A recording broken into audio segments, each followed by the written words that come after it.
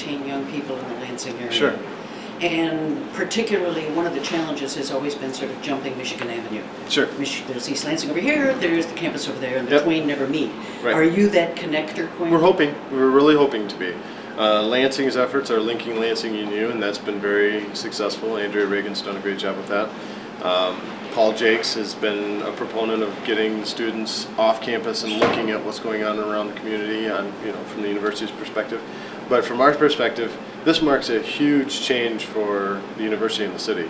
Since 1855, this is the first office of the university that's moved across the street, so 150 plus years. MSU Technologies is the first office of the university to move across the street and to be on the East Lansing side. That, along with MSU Business Connect, our relationship with the Student Entrepreneur Association, the Spotlight Michigan Group, the Land Policy Institute and their ICE meetings, we're really trying to blend university and city and university and community as much as possible so that the students really don't know the difference between. And it isn't a matter of putting shackles on students after they graduate and wanting to retain them or capture them, or what do we do to hold them here. We want to create an environment that they want to stay in, that this is a logical transition for them. And I think someone mentioned last night that they stayed because of complacency. That doesn't necessarily mean they have a negative connotation to it. It didn't make any sense for me to move because this worked out very well for me to stay. This is the path of least resistance for me. And we want that to be the case. In Chicago, where a lot of students are graduating and moving to, they should be sending us a check for every one of them. But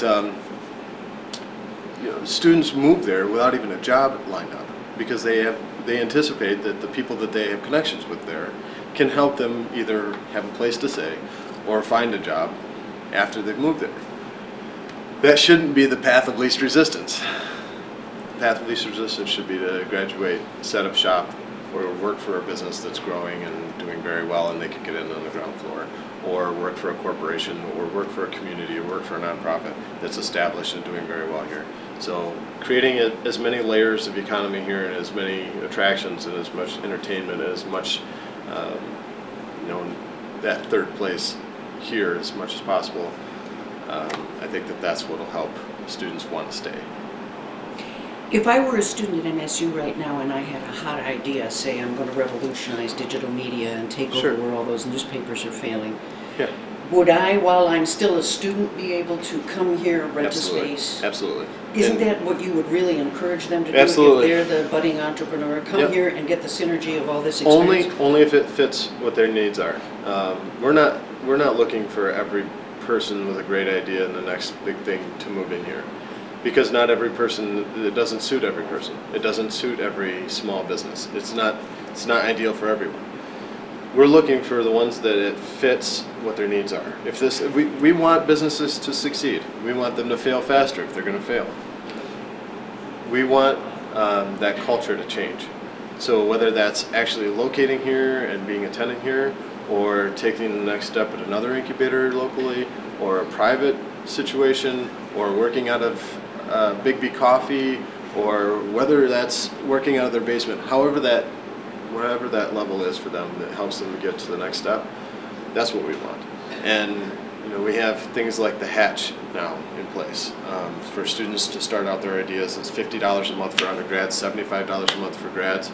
To test it out, it'll be a co-working environment. Do what you need to do to test out that idea to get it to the next level. This space, we rent workstations for $150 a month. The offices range from $200 to $400 a month. We really want to see businesses succeed, but at the same time, we want businesses to not be afraid to fail and to have all the resources they need in order to give themselves the best shot at succeeding. So that's really our end-all goal. What's the one thing you think the Lansing area needs to do a better job of to be more attractive to that young group of talented sort of techno-entrepreneurs? I think just getting over this fear of dependency, that you have to when you graduate, that there has to be something there for you to transition into right away, that you're going to make a lot of money to start paying back student loans, that you're going to pay back mom and dad, or that you're going to be able to afford that car you want, whatever it might be. Getting over that fear of dependency, taking risks. This area started out, and the reason we're on the map probably is because we took a huge risk. Ari Olds, motor wheel loss, or all these things are, people took risks and they put themselves out there.